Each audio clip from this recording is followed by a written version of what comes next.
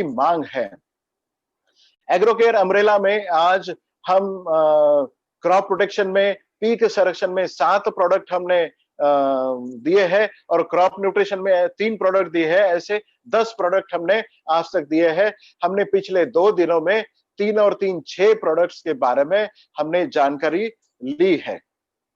Crop protection में peak संरक्षण segment में हमने बीपीएच बस्टर के बारे में जाना है, ट्रिपाइड के बारे में जाना है, प्लांट एस्कॉर्ट के बारे में जाना है, व्हाइट क्रश के बारे में जाना है, फंगी कवच के बारे में जाना है, भू अस्त्र के बारे में जाना है। एक आने वाले दिनों में कल हम वायरस के बारे में जानेंगे। क्रॉप न्यूट्रिशन में हम 3 प्रोडक्ट दे रहे हैं, ग्रो मैजिक या माई स्प्रे और मॉडिफाई। इसमें से ग्रो मैजिक हम आज देखने जा रहे हैं और मॉडिफाई के बारे में हम आज जानेंगे। Next slide. हमारी दवाइयां क्या है? जैसे हम हर बार कहते हैं कि हमारी दवाइयों में किसी भी विष का अंश नहीं है और हमारी दवाइयां अपना एंसेंट नो हाउ, मतलब पुश्तैनी जो हमारा नॉलेज है, जिसे हम आयुर्वेदा कहते हैं, आयुर्वेदा का एक सेगमेंट है वृक्ष आयुर्वेदा। वृक्ष आयुर्वेदा के कंसेप्ट को लेके हमने मॉडर्न एग्रीकल्चर के लिए कुछ ऐसी नायाब दवाइयां बनाई है जिसका आज कोई जवाब नहीं है। जैसे आप सभी जानते हैं कि पूरी दुनिया में आज कोरोना वायरस से जो लोग प्रताड़ित हुए हैं, वो सब आज आयुर्वेदा पे विश्वास रख रहे हैं। आयुर्वेदा की मांग हो रही है, पूरी दुनिया ने आयुर्वेदा का लोहा जाना है। इसी तरीके से एग्रीकल्चर में भी हम आयुर्वेदा का लोहा आज दुनिया को दिखा रहे हैं। पिछले कुछ सालों से हमने ये लोहा दुनिया को दिखाया है, भारतवर्ष ने दिखाया है, तो हम लोग आगे भी अपना आयुर्वेदा का लोहा एग्रीकल्चर के लिए बताते रहेंगे। अगर हमारी दवाइयों में किसी भी प्रकार का कोई विष का अंश नहीं है तो कीड़े हमारी दवाइयों से कैसे मरते हैं? सबसे बड़ा सवाल आपके दिमाग में आ सकता है। तो जवाब मैं देने जा रहा हूं, कृपया ध्यान देके आप इसको देखिए और समझिए और ये 4 पॉइंट प्रोग्राम अपनी दिमाग में बिल्कुल फिक्स करिए कि कोई भी किसान भाई अगर आपको पूछे कि आपकी दवाई से कीड़ा मारा जाता है, तो नहीं, कीड़ा अपने आप मरता है। हमारी दवाइयों में किसी भी प्रकार का विष का अंश नहीं है। तो कीड़े कैसे मरते हैं? जब भी हम पौधों के ऊपर में अपनी दवाइयों का छिड़काव करते हैं, छिड़काव करने के बाद में कीड़ा अगर अपनी पौधे के ऊपर आता है, कुछ खाने की अगर कोशिश करता है, फल खाता है, फूल खाता है या फिर कोई भी पौधे का पार्ट खाता है, तो वो पार्ट उसकी कीड़े के पेट में चला जाएगा। तो वो जाने के बाद में उसके कीड़े के ऊपर में 4 पॉइंट प्रोग्राम होगा। पहला इफेक्ट उसकी शरीर पे ये होगा कि उसके गले में जो मैंडिबल्स होते हैं, जैसे ह्यूमन बीइंग में टॉन्सिल्स होते हैं, कीड़े के गले में मैंडिबल्स होते हैं, वो मैंडिबल्स चोकअप हो जाते हैं। इसका मतलब गला चोकअप हो जाता है। इसके बाद वो खाने के लायक नहीं रहता है, गले के अंदर कोई भी चीज नहीं उतरेगी। दूसरा इफेक्ट ये होता है कि उसके ब्रेन के ऊपर में नर्वस सिस्टम का ब्रेकडाउन हो जाता है, मतलब ब्रेन उसका रुक जाता है। तीसरी बात उसका ये होता है कि उसे उसकी बॉडी को पैरालिसिस का अटैक आता है।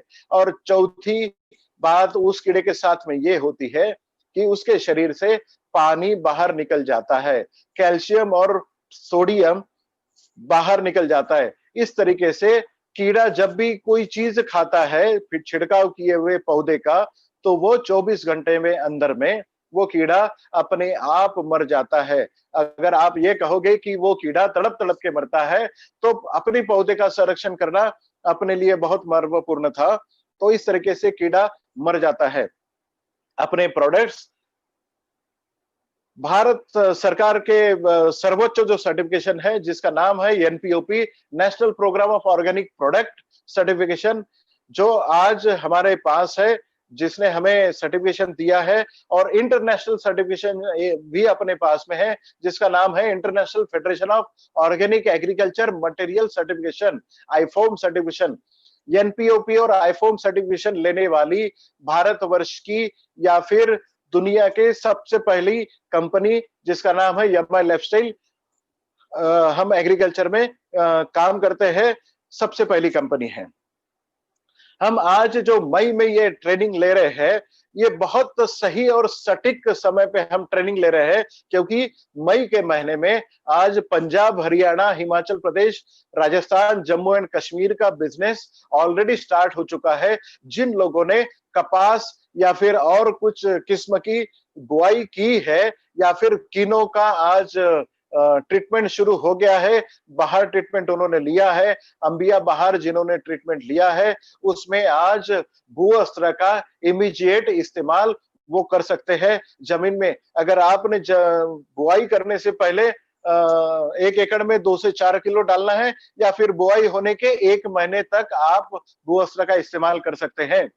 जून में Gujarat, Maharashtra, MP, UP, Uttarakhand, Chhattisgarh, Jharkhand, part of Bihar, Orissa, west Bengal, Karnataka का कुछ पार्ट, आंध्र प्रदेश, तेलंगाना, तमिलनाडु और केरला, इस राज्यों में कपास, सोयाबीन, मिर्ची, वेजिटेबल्स, बैंगन या फिर ओनियन, या फिर आपका संतरा या मौसम्बी, केला, या फिर चावल की खेती, इन सभी किस्मों की खेती खरीफ सीजन के लिए इस राज्यों में शुरुआत होने जा रही है। तो हम बहुत सही समय पर आज भू अस्त्र का इस्तेमाल कर सकते हैं। जहां जहां पर खेती की शुरुआत होगी, बुआई होगी, उसी समय कोई भी खातर के साथ में, फर्टिलाइजर के साथ में इसको मिला के हम डाल सकते हैं।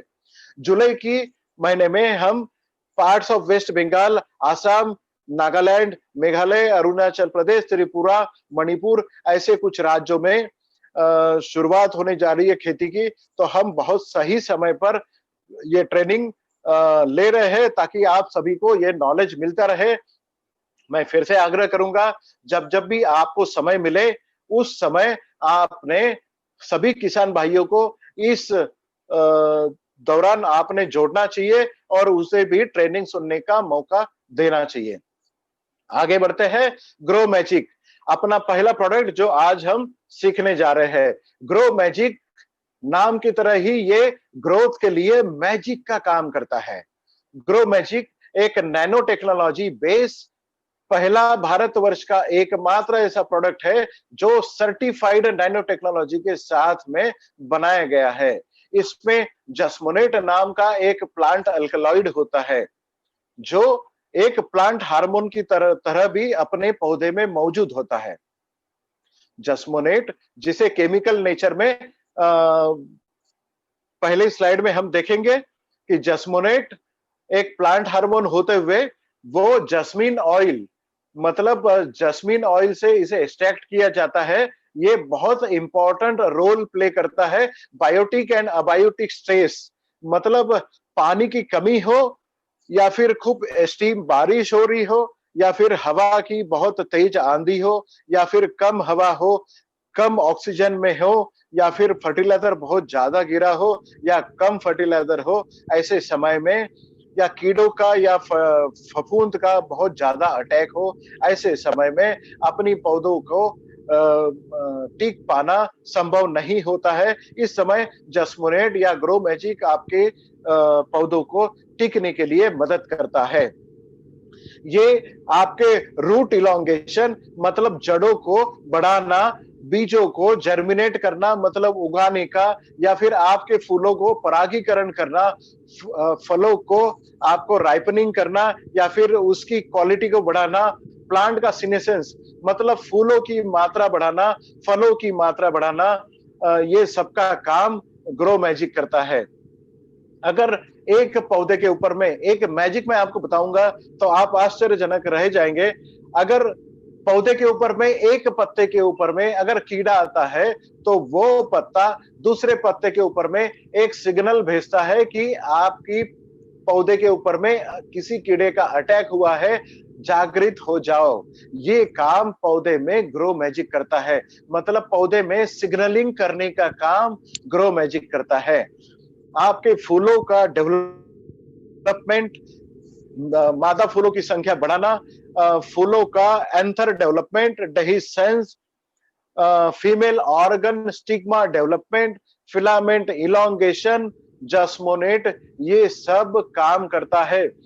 जड़ों की सफेद जड़ों को बढ़ाना, न्यूट्रिएंट्स को नीचे से ऊपर ले जाना, जड़ों को मजबूत करना, तनों को मजबूत करना, फूलों की, फलों की या फिर पत्तों की संख्या बढ़ाना, उसे लंबा और चौड़ा करना या फिर उसे बहुत हरा करना, ये सब बातें आज ग्रो मैजिक करता है।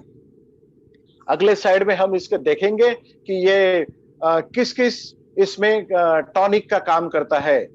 तो ये जड़ों की ग्रोथ के लिए या फिर जड़ों को बढ़ाने के लिए काम करता है। शुरुआती अवस्था में जब शिशु पौधा होता है, उसको बढ़ाने का काम ग्रो मैजिक करता है। जब ग्रो मैजिक अपने शरीर को बनाता है तो उसकी फ्रूटिंग ब्रांचेस और ब्रांचेस बढ़ाने का काम वेजिटेटिव ग्रोथ में होता है।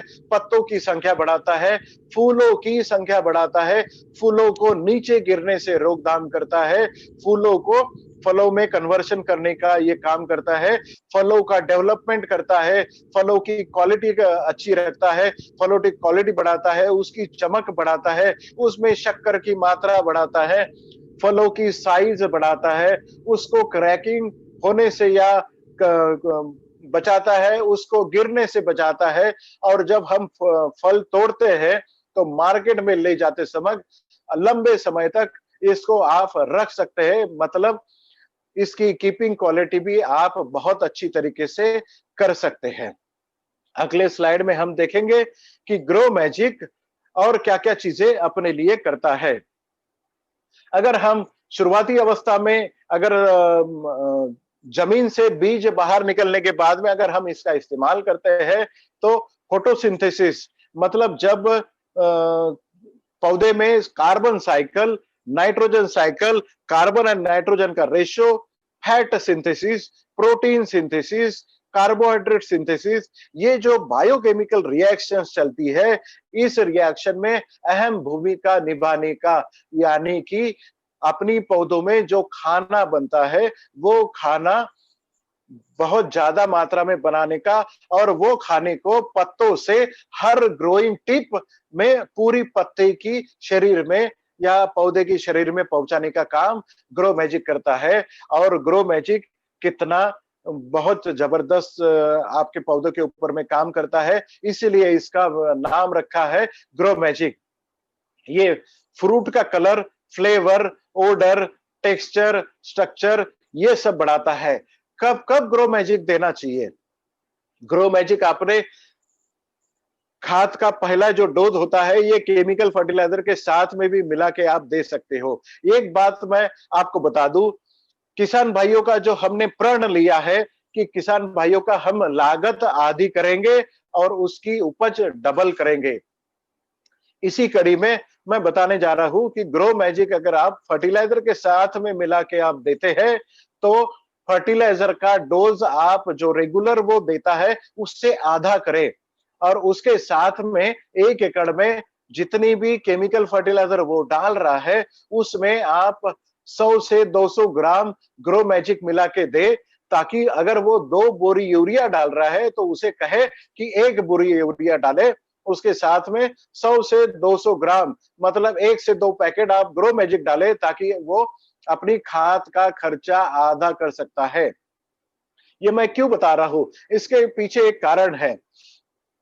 अगर ग्रो मैजिक बिना आप अगर खाद अगर जमीन में डालते हैं तो जमीन में खाद माइक्रोब जो होते हैं जमीन में, वो आपकी खाद को, आपके पौधों को, जड़ों को मिलाने के लिए सिर्फ 8%, 0.8% काम करता है। इसका मतलब 100 किलो अगर यूरिया आप डालते हैं तो सिर्फ और सिर्फ 80 ग्राम यूरिया आपकी जड़ों को, आपकी पौधों को मिलता है।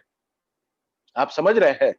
अगर 100 किलो यूरिया अगर आप डालते हैं या फिर कोई भी खाद अगर आप डालते हैं तो 0.8% मतलब 100 किलो के पीछे में सिर्फ और सिर्फ 80 ग्राम खाद आपकी पौधों को मिलता है। अगर आप ग्रो मैजिक उसके साथ में मिला के डालते हैं तो वही 80 ग्राम की जगह पे वो 40 किलो खाद आपकी पौधों को लागू पड़ता है।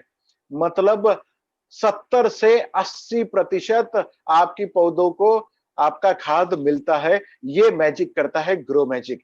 इसके लिए जमीन में पहले स्लाइड पे ही हम देखेंगे कि जमीन में सबसे पहले आप खाद के साथ में ग्रो मैजिक को मिलाएं। दूसरा, एक स्प्रे में आपने ग्रो मैजिक में लेना है। जब बीज ऊपर आते हैं, ऊपर आने के बाद में बीज जब 30 से 45 दिनों का हो जाता है जर्मिनेशन के बाद, तो आपने 1 एकड़ में 100 लीटर पानी के हिसाब से 1 लीटर पानी में 100 ग्राम, मतलब 1 लीटर पानी में 1 ग्राम के हिसाब से आपने इसका छिड़काव आपके पौधों के ऊपर से करना है, स्प्रे पंप से करना है। ये पानी में घुलनशील है। जब भी आप पानी में मिला के इसको दे, तब यमाई स्प्रे का इस्तेमाल जरूर करें। यमाई स्प्रे के बारे में हम कल बात करेंगे, जो मेन अट्रैक्शन रहेगा। तो पहला स्प्रे जो आप करोगे, ऊपर से जो छिड़काव करोगे, वो पौधे के 35 से 45 दिनों के अंतराल में करोगे। दूसरा स्प्रे आपको करना है ग्रो मैजिक का आपकी पौधों के ऊपर में, वो 60 से 65 दिन, जब पौधे के ऊपर में आपका फूल लगता है और फूलों का फलों के ऊपर कन्वर्शन होता है, तब आपने दूसरा स्प्रे, मतलब दूसरा छिड़काव आपके पौधे के ऊपर में करना है, जब आपका पौधा फूलों के ऊपर होता है। 1 लीटर पानी में 1 ग्राम, इस हिसाब से 1 एकड़ में 100 ग्राम, मतलब 100 लीटर पानी में अगर पानी की मात्रा अगर ज्यादा लग रही है, तो 1 लीटर पानी में 1 ग्राम के हिसाब से आप इसका इस्तेमाल कर सकते हैं। और कुछ एडिशनल इस बारे में ही बात करूंगा, ग्रो मैजिक के बारे में। ग्रो मैजिक आपके फलों के ऊपर में किस तरह से काम करता है। अगर आपने मिर्ची के ऊपर अगर इसका छिड़काव किया, तो मिर्ची की साइज आपकी उतनी रहेगी जो मार्केट में आप ले जाते हो। बट जो एक मिर्ची अगर वो 12 से 15 ग्राम की होती है, तो उसका वजन बढ़ के 18 से 20 ग्राम होगा। साइज उतनी रहेगी बट उसका वजन बढ़ेगा। टमाटर की साइज उतनी रहेगी बट उसका वजन बढ़ेगा। अगर आपने गेहूं में, चावल में अगर इसका छिड़काव किया है, खाद के साथ में अगर आपने इसको दिया है, तो 100 दाने का वजन जो आपका रहता है, अगर चावल का अगर एग्जांपल लेंगे, तो 100 दाने का चावल का वजन जो है वो 60 ग्राम होता है। तो वही 60 ग्राम का वजन वो 80 से 90 ग्राम तक ले जाता है। मतलब ग्रो मैजिक जब भी आप खेती में इस्तेमाल करते हो, तो कम से कम 30 से 40% आपकी उपज की बढ़ोतरी होती है और आपका खाद का 50% एक्सपेंसेस कम हो जाता है। इसका मतलब ग्रो मैजिक के साथ में हम किसान भाइयों का करीबन 60% लागत कम कर सकते हैं। ये बहुत ग्रो मैजिक एक मैजिक की तरह आपके खेती के ऊपर काम करता है। किसान भाइयों को आपने अगर इसमें दिया, तो उनके जीवन में रिवॉल्यूशन आ सकता है। उनके जीवन को अच्छा बनाने में आप कारगर मददगार साबित हो सकते हैं और ये नोबल कॉज आपके लिए हो सकता है। आगे बढ़ेंगे अपने दूसरे प्रोडक्ट के ऊपर, जो आज हमारा सबसे इंपॉर्टेंट प्रोडक्ट है, जिसका नाम है मॉडिफाई। ये आज मॉडिफाई जो नाम हमने दिया है, आप स्क्रीन पे देख रहे होंगे कि पीएच अलग तरीके से लिखा हुआ है।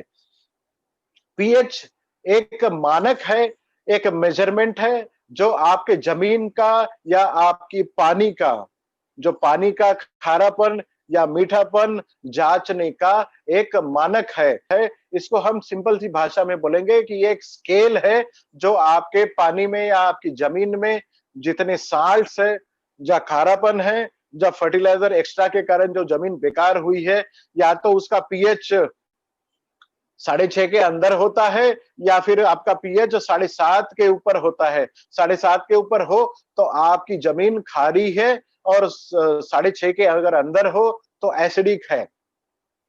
नॉर्मल जमीन और नॉर्मल पानी हम जांचते हैं, जिसका पीएच होता है 6.5 से लेके 7.5 तक। जहां पर बहुत ज्यादा बारिश होती है, जिस तरह का अगर हम एग्जांपल ले, वेस्ट बंगाल का, नॉर्थ वेस्ट बंगाल, आसाम, और उधर का जो पार्ट है, या फिर चावल की खेती जहां पर होती है पूरी भारतवर्ष में, या फिर आप कह सकते हैं कि जहां पर सबसे ज्यादा बारिश होती है, बहुत ज्यादा बारिश होती है एवरेज से ज्यादा, वहां पर एसिडिक जमीनें पाई जाती है, जिनका पीएच 6.5 से लेके अंदर होता है, वो एसिडिक पानी हो जाता है। और जहां पर पानी कम होता है, खाद बहुत ज्यादा इस्तेमाल होता है, केमिकल दवाइयों का बहुत ज्यादा इस्तेमाल होता है, जहां पर गन्ने की खेती होती है, जहां पर केली की खेती होती है, जहां पर फर्टिलाइजर का ज्यादा इस्तेमाल होता है, वहां पर हम जमीन को उपजाऊ ना बनाते हुए हम उसे अल्कलाइन या सलाइन, जिसमें खारापन हो जाता है, वो बनाते हैं। अपनी जमीन में अगर नॉर्मल पीएच में, मतलब न्यूनतम पीएच जिसे हम बोलते हैं, नॉर्मल पीएच जिसे हम बोलते हैं, वो है 6.5 से 7.5, जहां पर आज पूरी भारतवर्ष में इस प्रकार की जमीन मिलना आज बहुत मुश्किल हो गया है। मॉडर्न एग्रीकल्चर में पीएच अगर कम हो या नॉर्मल से ज्यादा हो, तब भी आपके जमीन में जो भी हम खाद डाल रहे हैं वो आपकी पौधों को नहीं मिलता है। वो मिलाने के लिए जमीन में जो सूक्ष्म जीव होते हैं उनको एक्टिव करने के लिए हमें मॉडिफाई आजकल इस्तेमाल करना होता है, जो आपकी जमीन के पीएच को मॉडरेट करता है। ये दोनों तरीके से काम करता है। जहां पर बहुत ज्यादा बारिश होती है, वहां आपकी पीएच जो कम हुआ है नॉर्मल से, वो पीएच को नॉर्मल लाने का काम करता है। और जो जमीन में या पानी में आपका खारा पानी है, जो खारे पानी को मीठा करके या खारे जमीन को मीठा करके नॉर्मल पीएच लाने का काम मॉडिफाई करता है। मॉडिफाई हमने हमारी पोर्टफोलियो में क्यों डाला, हमने ये प्रोडक्ट क्यों डाला? अगर नॉर्मल पानी अगर हम छिड़काव करने के लिए, खेतों को देने के लिए नहर से पानी, ड्रिप इरिगेशन से पानी हम देते हैं, स्प्रिंकलर इरिगेशन से जब हम पानी देते हैं खेतों में, तो अगर वो एसिडिक हो तो आपकी जमीन एसिडिक हो सकती है। आप जो खाद दे रहे हैं उसका इस्तेमाल सही ढंग से नहीं हो सकता है। जो दवाई आप उस पानी में मिला के दे रहे हैं, उस दवाई का आपको सही तरीके से रिजल्ट नहीं आ सकता है, रिजल्ट नहीं मिलता है। तो पहले उस पानी को, उस जमीन को आप नॉर्मल बनाएं। उसके लिए जब भी आप इरिगेशन करें या जब भी आप पानी इस्तेमाल करें छिड़काव के लिए, तब आप मॉडिफाई उसमें इस्तेमाल करें। ये लिक्विड फॉर्म में अवेलेबल है, ये बफरिंग सॉल्यूशन की तरह काम करता है। अब इसका डोज क्या हो सकता है? इसका डोज ये हो सकता है, नेक्स्ट स्लाइड में हम देखेंगे कि इसका डोज जो है, हम कुछ स्पेसिफिक डोज आपको इसका नहीं बता सकते हैं। इसका मतलब क्या है कि जो पीएच का स्केल होता है 7.5 से लेके 12 तक हो सकता है। तो हम शुरुआती अवस्था में क्या कर सकते हैं, एक कांच की ग्लास में हम पानी भर के लेंगे। पानी भर के हम लेने के बाद में उस ग्लास में हम एक एक बूंद मॉडिफाई डालेंगे। हम 1 लीटर पानी में अगर एक एक बूंद मॉडिफाई डाल रहे हैं, जब तक हल्का पिंक कलर पानी का नहीं हो जाता है, तब तक हमें एक एक बूंद डालना है। हमें पता चलेगा 1 लीटर पानी में कितनी बूंद डालने के बाद में हल्का गुलाबी कलर हुआ है, फेंट पिंक कलर हुआ है। जब तक फेंट पिंक कलर नहीं होता है, उस पानी में हमने एक एक बूंद मॉडिफाई जरूर डाल देना है। जब हल्का फेंट पिंक कलर हो जाएगा, गुलाबी कलर हो जाएगा, तब हमें डोज पता चलेगा कि हमारा पानी कितना खारा था या एसिडिक था, उसमें हमने कितनी बूंदे डाली। 1 लीटर पानी के लिए अगर हमें 4 बूंदे लगी है, तो 15 लीटर पानी की स्प्रे पंप में हमें 60 बूंदे डालनी पड़ेगी। एक बूंद 1 ml का होता है, मिली का होता है, तो 60 मिली या 60 ml हमें वो डोज हो गया। इसका इस्तेमाल हम कहाँ-कहाँ कर सकते हैं? आजकल सब पता है, जब अगर आप खेती में पंजाब हरियाणा में नहर से पानी देते हैं, खेतों में नहर से पानी छोड़ा जाता है, जिसे हम फ्लड इरिगेशन बोलते हैं, उस दौरान आप इसको एक सलाइन के दौरान एक एक बूंद आप खेती में, जहां से पानी नहर का खेत में घुसता है, वहां पर आप इसे सलाइन से एक एक बूंद डाल के दे सकते हैं, ताकि आपका पानी मीठा होके आपकी खेती में जाए।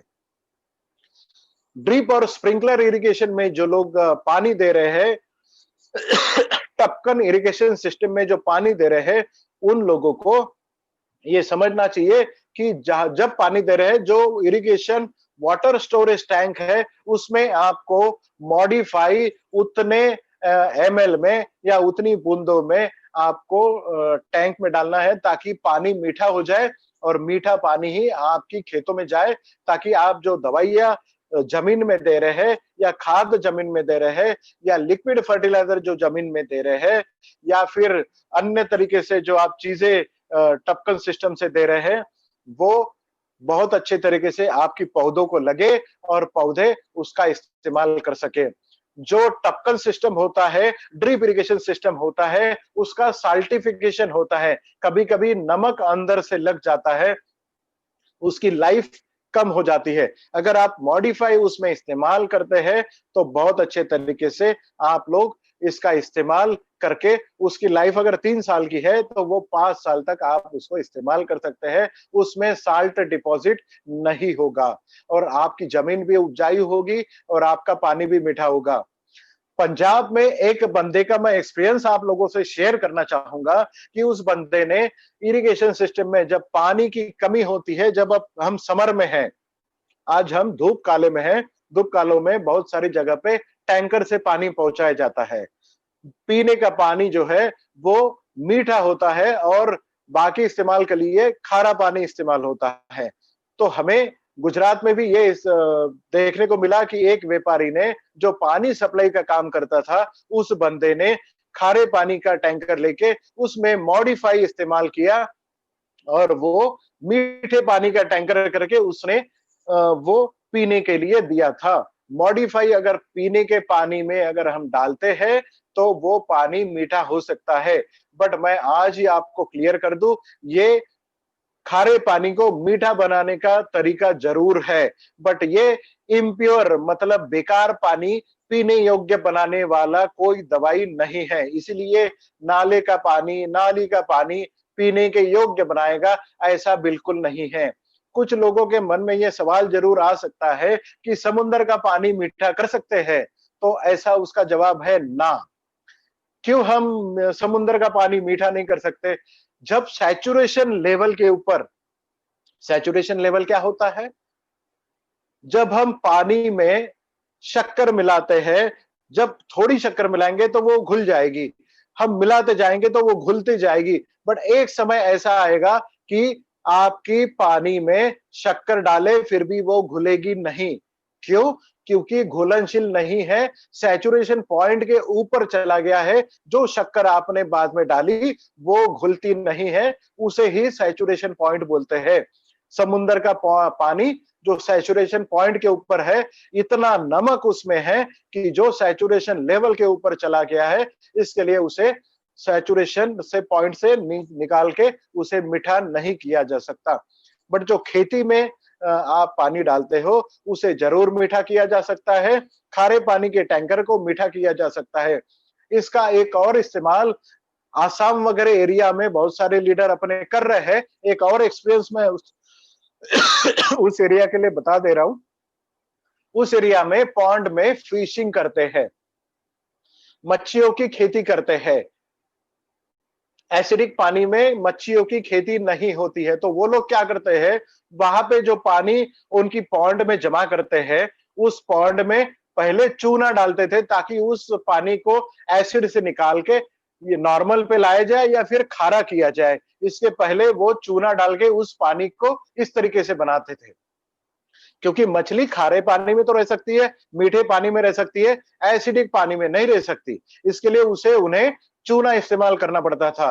बट आज मॉडिफाई जब से आया है, आपके एसिडिक पानी को जब तक हरा पिंक कलर नहीं हो जाता है, आपने उस पानी को मॉडिफाई अगर डाल दिया, तो उस पानी में बहुत अच्छी तरीके से आपको मच्छी पालन कर सकते हैं, मछली का पालन कर सकते हैं।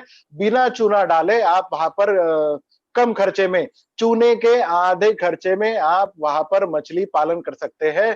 तो आप देखिए कि आपके लिए कितना बड़ा मार्केट वहां पर भी अवेलेबल है।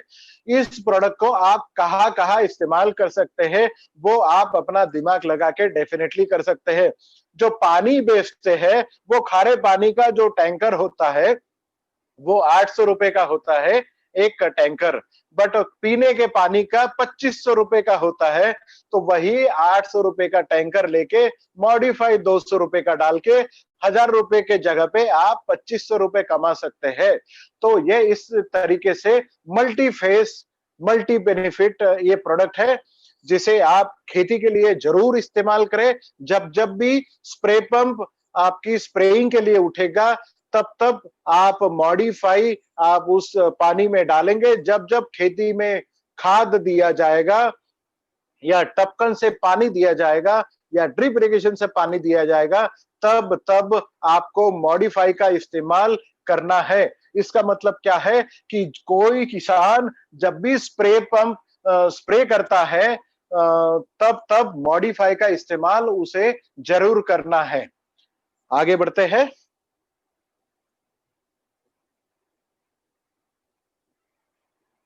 मॉडिफाई, ये सब बातें हमने आपको बता दी है कि मॉडिफाई का इस्तेमाल हमने कैसे और क्या हमने केयर लेनी चाहिए। हमने कभी भी मॉडिफाई पानी में एक एक बूंद करके डालनी है।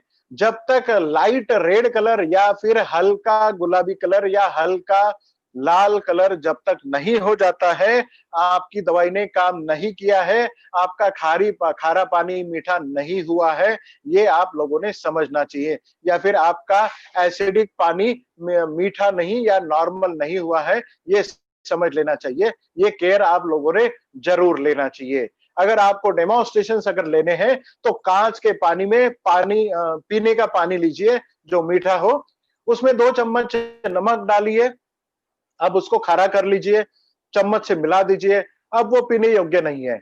आप एक-एक बूंद करके आपके खारे पानी में एक-एक बूंद करके डालिए, जब तक हल्का पिंक कलर नहीं हो जाता या लाल कलर नहीं हो जाता है, तब तक आपको उसमें डालना है। डालने के बाद में जब हल्का लाल या हल्का गुलाबी कलर आ जाएगा, तब आप उसे पी के देखिए। पीने के बाद में आपको पता चलेगा जो खारा पानी था पहले, वो मीठा हो गया। इसका मतलब आपकी दवाई ने काम कर लिया है।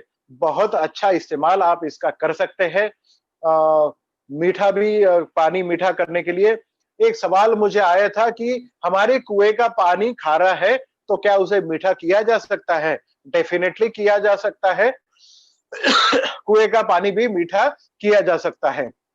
शर्त एक ही है, आज आप मीठा कर लेंगे, बट जमीन में आपकी कुएं में जमीन से पानी आते रहता है, वो खारा होता है।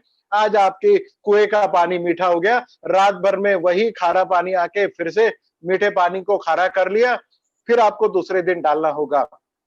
कुएं का पानी पूरे कुएं को मॉडिफाई ना डालते हुए उसका पानी जब आप निकालोगे, तब उसमें आप मॉडिफाई का इस्तेमाल करें। हम आगे बढ़ेंगे। इंडिया एग्रो कस्टमर केयर का नंबर आपको मैं बताने जा रहा हूं, जो आप लिख ले। कृपा करके मैं पिछले 2 दिनों से